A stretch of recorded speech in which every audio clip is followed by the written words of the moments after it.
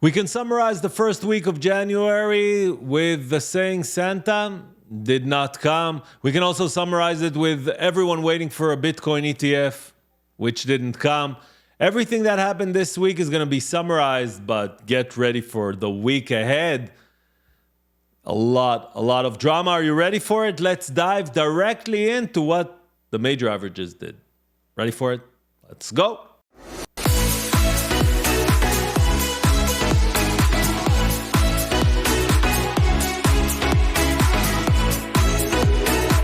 Hi everyone and welcome back to the channel. If you're new, welcome. And if you're a returning viewer, thank you very much for your loyalty. I'm Micha Stocks, and on our channel we talk about all the events that happen in the stock market. Nothing here is financial advice. Everything is for your entertainment and educational purposes only. And if you're new, you can also subscribe to the channel and get notified every time a new video is being posted.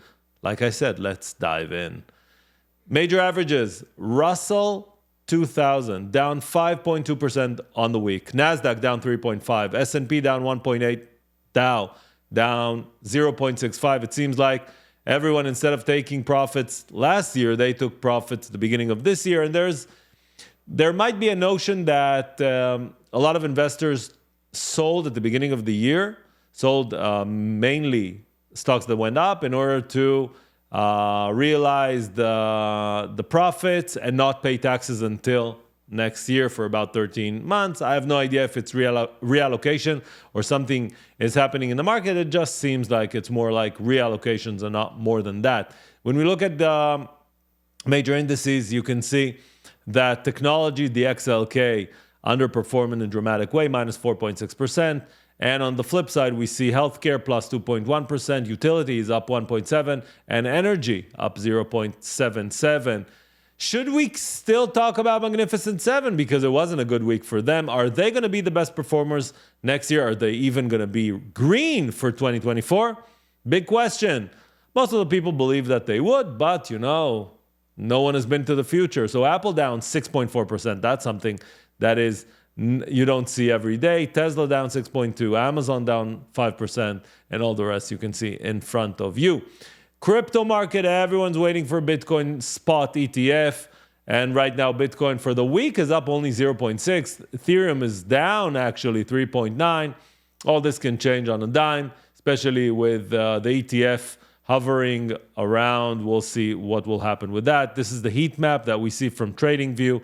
You can see on the left-hand side, everything is red. That's technology. You can see in the middle between the red and the red, you can see financials and healthcare, like we said, and you can see scattered red across the retail, the consumer staples, and others.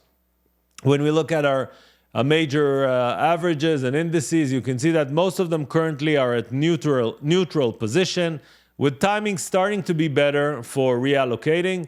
Still, they're not oversold. They're not at the best position they can, but they're better than a week ago. That's for sure, when we were overbought. And when we look at CNN Fear and Greed Index, we can see that we're still very high. We're at 74, which is still a greed index. Let's dive in to the news. And before summarizing the week, let's talk about the weekend's news. Alaska Airlines had a very, very, very strange accident, and of course risky accident, when a window cracked open during the flight. They needed to land the plane and of course ground dozens of aircraft. These aircraft are Boeing 737, so of course Boeing stock is going to be hurt by that on Monday. ALK is Alaska Airlines, United, UAL, everyone that buys from Boeing. But at least the latest is that they say that they returned jets back. So we'll see during Monday what would be the impact. Currently, the FAA grounds more than 170 Boeing 737 MAX 9s. We'll see. Till Monday, everyone's probably working on it. And this only happened during the weekend. On Friday, jobs report came in. We see unemployment rate going back down to 3.7. Non-farm payrolls going up, meaning the economy is strong. When the economy is strong, the person in the middle, Jerome Powell, has no urgency in cutting rates. There's no reason for that. And that's why the market, that helped the market keep selling during the week. And like I mentioned in the intro, everyone's waiting for the spot Bitcoin ETF that should be approved probably next week. We see most of the applicants at the finish line. They already have their commercials ready, their ads ready, their websites ready. Everyone's ready. If it's not going to be approved next week and it would be denied or pushed forward, I would be super surprised. Again, I haven't been to the future. I don't know. I can tell you that all the signs are there. But again, you can never know until the fat lady sings. And to add to that, the SEC on their Twitter account added during Saturday morning, 8 a.m., FOMO, the fear of missing out. No go to FOMO. Don't run after, don't chase after anything that is speculative. Mentioning, of course, crypto and Bitcoin. Very interesting. And Nate Grisseri follows the ETF with Eric Balanchunas from Bloomberg, saying that the amended S1s are due 8 a.m. Eastern Monday, potential approval Tuesday or Wednesday, which means that Thursday or Friday, spot Bitcoin ETF will be available. And the meaning of a spot Bitcoin ETF, if you're not aware of it, is the fact that basically every time you buy a share, because it's an ETF, a share of spot Bitcoin ETF, because the way it's structured, at least the best of my knowledge, and I'm not a financial advisor, putting in an asterisk there, it means that you're owning the partial part of the Bitcoin according to the price that you purchased it. Meaning, if that ETF is 1-to-1, meaning for, let's say, Bitcoin is currently trading $44,000, you buy $44,000 worth of stock, you basically own, through the receipt, through the repository, you own a Bitcoin. It's not registered under your name. You're getting your receipt from the ETF, but the ETF, the wrapper called ETF, is buying the Bitcoin itself, the physical it's not physical, but the digital Bitcoin. Very interesting, and that's why everyone is waiting for it. Will it be approved? I don't know, but I do know that Google Trends, you can see a spike here in the last few days of searches for Bitcoin ETF. What are they searching? What is spot Bitcoin ETF? Goldman Sachs Bitcoin ETF, Mara. Apparently, Goldman Sachs customers really want Bitcoin ETF. We also had the FOMC Minutes, the Fed minutes on their latest meeting, which was 3 weeks ago, if I'm not mistaken, basically said nothing. If inflation is going to be hotter than expected, we might raise rates. If it's going to be the same, we're going to keep rates. And if it's going to go down, we might lower rates by end of the year. Haven't you heard that before? We didn't find anything interesting there. But Nick Timiraos from the Fed Whisperer posts this article during Saturday. Yeah, Saturday. And he says, Dallas Fed President Lori Logan says that we need to lower our expectation on Fed cutting rates, meaning the Fed is not excited from the fact that the market is currently forecasting March as the first rate cut and is trying to signal to the market, guys, chill. It's not going to happen March. We'll see. Wait for Thursday next week, and in a second I'll explain why. And of course, the fear still exists in the market.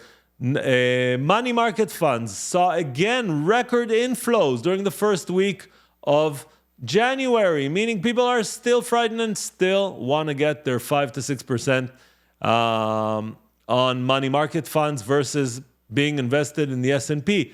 Do they believe that the market's going to crash? Do they want to find a better entry point? Or are they still afraid of something happening? Or maybe they know something might happen. I have no idea. But when we look at people that probably didn't really understand the market in 2023, unfortunately, and sorry for saying that, Bridgewater, Ray Dalio's ended their pure alpha, which was supposed to generate alpha by losing 7.6% during 2023. Their all-weather allocation actually ended the year okay, 9.95. The only problem is if their customers are comparing it to the SPY, which went up 25%, they actually underperformed in a dramatic way. So is it worth the 2% commission that they're taking, or 1 point something percent commission? Probably not. But it's not only them. You can see several hedge funds, and this is just a screenshot of some of them. And when you think of the S&P 500 ending around here, 25%, all these underperformed the major average. Why pay the commission when you can just buy the S&P? And again, this is not financial advice. I'm just looking at the numbers and saying, why would you go to Marshall Wace Stopes? I just took the name. It doesn't really matter. Instead of just putting your money in the S&P, because equity is equity, 7.7 versus 25. I know where my money would go instead of going to one of these places. No bonuses this year, most probably. Impacting, and that's the fear around inflation, the Houthis in Yemen shooting, or at least trying to hurt the whole shipping industry around the Suez Canal. A lot of, you can see Maersk and others are moving their freight ships instead of going through the Suez Canal around Africa. This increases the shipping time. It increases the cost. You can see the cost per container going up. And of course, shipping stocks went up accordingly. Once the West is going to start fighting that, I believe this freight benchmark is going to start dropping because there's no reason for such prices. But again, currently that's what they're able to take. When we look at the EV market share in the US, 2023, after all the companies presented their results for the year, their delivery results, we can see that Tesla owns on the EV market share 55%, Hyundai Kia 7.9, GM 6.4, Ford 6.1, and Volkswagen 4.2. This again identifies the future problem of the legacy automakers because they're not growing their market share. Everyone keeps saying that. What about competition? What about competition? Well, for Tesla, competition isn't available. They're just not investing enough. They're not selling enough. They don't have the right products in the market or not the right push in the market. And this is one of the reasons why they're trading at such a low PE. Now, can they get their fill in the blanks together? They might, but currently that is not the case. When we look at Mobileye, another company that is selling autonomous driving capabilities into legacy automakers and OEMs, they're giving a reduction of their revenue in Q1 versus Q1 in the previous year by 50%, missing almost all the targets. Of course, the stock gets hammered, down 30%, and then correcting a bit, but still. And Intel, a major owner of that company, down 4% as well. Eli Lilly with a new startup saying, instead of going to the pharmacy, instead of using a middleman, we, through Lilly Direct, will enable you to buy a Zepbound, which is a competitor for Wegovy, the GLP-1 shots for weight loss, directly from Eli Lilly. Is this the first of many drugs being sold directly from the manufacturers? If yes, it's going to be a dramatic change in the market. Of course, Eli Lilly doesn't really have a distribution to a consumer. They have a distribution to pharmacies. It's going to be an interesting experiment.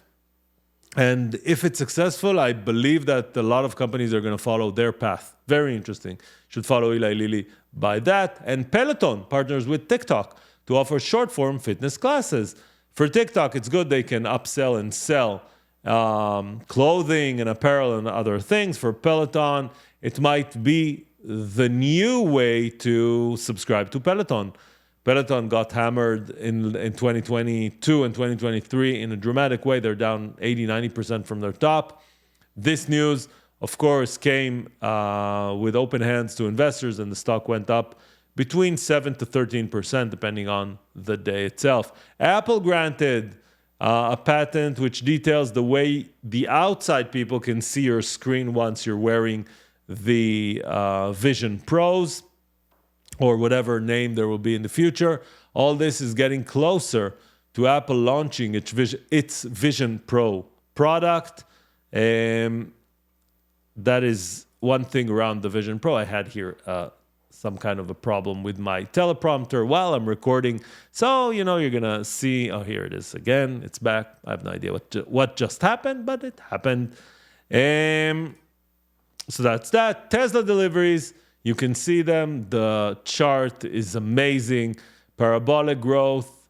Will Tesla be able to deliver next year another 50% out of the 1.81? That's another 905,000 vehicles. That would bring them to 2.7 million during the year. We'll see. Very big question.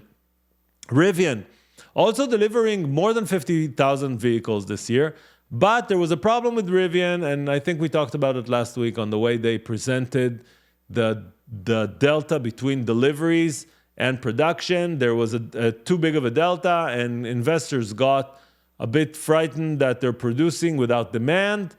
That delta might be that it's more on the fleet side rather than on the regular RTST vehicles that they have. Chinese, NIO, XPeng, Li Auto, and BYD keep growing year over year in a very strong way. NIO actually not growing as much as XPeng and Li Auto, but is growing. All of them are growing a lot more, of course, than GM and Ford and others. When we look at Nvidia, Nvidia is going to supply a new version of their gaming processor to China, so they can keep selling to China, as we mentioned, with all the limitations that the US created. There will be someone that will find a way to overcome it. And this week, when you look at all these stocks, these were the worst performing stocks in 2023. When you look at the week, most of them were up. Why is that? Because this is the upside week. The good stocks went down. Not the bad stocks, but the stocks that got hammered in 2023 went up. Chinese tech company Baidu just said that their version of ChatGPT, which is called Ernie, has over 100 million users, and the joke is that they're mainly bots. How do you operate a bot with a bot? Think about it. That's Ernie Bot. And a new keyboard button that will launch Copilot. So Microsoft is adding a new button to Windows keyboards, activating Copilot, which is the combination between OpenAI, ChatGPT, and Microsoft Office. And last but not least, totally US public debt tops $34 trillion as a Congress heads into funding fight. And I see a lot of questions around, aren't you afraid of this? Isn't this a problem? Isn't that? Now, I can tell you the following. I am not a macro guy. I don't know if it's a problem. I'm looking at the stock market in 2023. The stock market in 2023 went up 25%. That's the S&P 500. With this amount of debt, everything was known. Nothing is new. Not that I'm saying that it's not something that needs to be dealt with. It needs to be dealt with. But we as investors cannot really challenge this, cannot really price this in if the market doesn't price it in. So should I be worried? Probably yes. Can I do something with it? Probably not. And that brings us to next week. These are the companies that are reporting. Monday, we don't really have any traction, but Tuesday, we got Tilray and we got WD-40, if you're using their spray. Wednesday, we have KB Home. Thursday, we have Infosys, but Friday, the big excitement starts again. JP, United Health, Delta, Bank of America, Wells Fargo, BlackRock, Citi, Bank of New York Mellon, and Wipro, all starting to report. Yes, we are at that season again. The earnings season. So welcome to the earnings season. And this would be a summary of 2023 earnings, so it's going to be even more entertaining. And you thought that's all. Look at Thursday. Thursday, January 11th, 8:30 p.m. Eastern, we are going to get the CPI. Yes, CPI. And if it's going to come hot, we're going to see the market again selling itself. If it's going to come cold, it's going to alert or actually signal for the Fed. You can't keep rates that high. Everyone's waiting for this CPI. And this brings us to the S&P 500. S&P 500 in the last few days, or actually from the peak of December 28th, went down 2% to a close on Friday. You can see that 2% might be profit-taking, might be a lot of things. But on Friday, something very interesting happened. You can see that the buyers stepping into the market and pushing into a candle that, if you want to know the terminology, it's called a doji. A doji usually is a conflict between sellers and buyers. Some of the time, presenting an opportunity of reversal to the trend. So the trend was down, reversal might go up. Next week, will we challenge the 4,700 or 4,770, or will we keep dropping? Basically, you should just look at Monday or Tuesday. If we're starting to go up with momentum, with volume, we might see ourselves pushing to 477. And if we drop under 466, we might see ourselves dropping all the way to 4570. The excitement is here. We're starting earnings season. We're starting 2024. Thank you for your loyalty. Thank you for listening for our weekly summary. We're going to be here next week with another weekly summary. And of course, we're going to talk about everything that happened in the market, everything important that happened in the market. Micha Stocks here saying thank you. See you next time. Bye-bye.